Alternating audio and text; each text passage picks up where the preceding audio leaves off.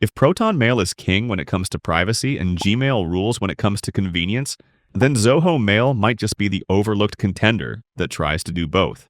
Here's why.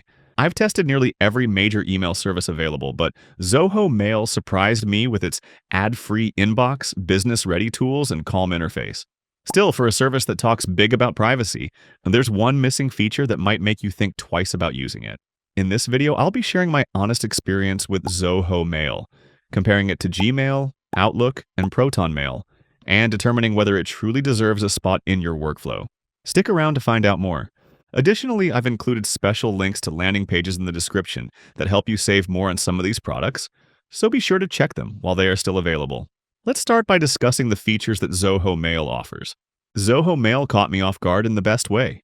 It feels calm, structured, and business-ready. The dashboard bundles mail, calendar, tasks, contacts, notes, and even bookmarks into one organized space. It's the kind of setup that gives you a sense of control without being overwhelming. What stood out almost immediately was how balanced it felt compared to its competitors. For example, Gmail has always been fast and familiar, but the subtle ads in the promotions and social tabs tend to break focus. Outlook leans heavily into the corporate feel with strong Microsoft integration, but the free version still places ads inside your inbox. Proton Mail, on the other hand, takes the opposite approach, ad-free and privacy-focused, though its minimalism can feel a bit too bare for daily business use. Meanwhile, Zoho seems to land right in the middle, providing rich functionality and an ad-free experience without sacrificing simplicity. It even offers a free plan that outshines Gmail and Outlook in one important area, though there's a small limitation I'll explain later, so stick around. And once I became comfortable with the interface, I began exploring what Zoho Mail actually offers beyond its appearance. Because honestly, a clean inbox means nothing if the features don't hold up. The first feature that stood out to me was the ability to include a custom domain for a professional-looking email, which can be done through the admin console. There's also offline access, which allows you to read and compose emails without an internet connection, and an email recall feature that allows you to recall emails even after you have sent them. There's also an undo feature that pops up after you click send, allowing you to retrieve it within the periodic window. In contrast, you can recall the sent email from the sent folder by clicking the delivered label and then clicking the recall this email option at the top right corner. However, this feature only works in certain scenarios and conditions. For example, it isn't available for free users, and an email cannot be recalled if the recipient is outside your organization, or if it was fetched by a POP or IMAP account, among other conditions. In contrast, Gmail only offers an undo send option with a period limit of up to 30 seconds. Outlook, on the other hand, offers a comprehensive recall feature like Zoho Mail. Still, it is exclusively available to Microsoft 365 work or school email accounts within the same organization, meaning you can only recall messages sent to colleagues. Proton Mail does not offer an email recall feature like Zoho Mail or Outlook. Still, it offers a undo send feature similar to Gmail's, allowing you to prevent an email from being sent for a set period, up to 20 seconds, after you click send. However, when it comes to integrations, Zoho Mail shines the brightest here. You are not just getting an inbox, you're stepping into an entire productivity setup. In the right pane of the dashboard, it provides a column that gives you access to its range of tools such as Zoho, CRM, Zoho Desk, Zoho Projects, among others. The setup of these tools is designed to work together, allowing you to seamlessly transition from emails to work drive or meetings without leaving the page. This level of flexibility isn't found in Gmail, OneDrive, or Proton Mail. One fairly new addition I find interesting is the Bookmarks tab, which lets you save URLs, articles, or research directly in Zoho Mail. It even allows you to import from Mozilla Pocket and sync your browser bookmarks with a Chrome extension. It's a minor feature, but it helps keep things neatly in one place. Zoho also has a mail assistant that helps you create and manage tasks more effectively. The admin console serves as the control center for managing users, domains, groups, and security settings across your organization. It's designed to help admins monitor activity, set policies, and handle everything from onboarding new users to managing email access, all in one place. Additionally, Zoho Mail features a night mode theme that can be automatically switched with your system theme, making it ideal for late-night work sessions. So yeah, Zoho isn't trying to reinvent email. It clearly has the tools to get work done, providing a clean, ad-free inbox that actually helps you focus on your tasks. But let's be honest, features alone don't earn trust. What really matters is what happens at the back end, how your data is handled, who has access, and what privacy actually means here. If you're enjoying this video so far, hit the like button to make my day and subscribe for more because I've got some eye-opening reviews coming your way. All right, now let's explore Zoho's security and privacy to see whether they actually hold up. Starting with privacy, Zoho Mail occupies an interesting position in this area. It is ad-free and boasts about being privacy-focused, and to be fair, it delivers on both fronts. There are no sneaky ads in your inbox, no tracking scripts watching what you click, and their global privacy policy boldly states that they do not sell any personal information. Still, when you move down 2 paragraphs, you'd find another statement that raises eyebrows, stating that they may need to share your personal information and aggregated or de-identified information with third-party service providers that we engage, such as marketing and advertising partners, event organizers, web analytics providers, and payment processors. These service providers are authorized to use your personal information only as necessary to provide these services to us. Sounds harmless until you stop to wonder what a marketing or advertising provider needs your personal information for. Feels like ads targeting, personalized ads, or whatever you want to call it. This is what providers like Google and Microsoft are known for. In any case, if you are concerned about how your personal information is being handled, this is worth noting.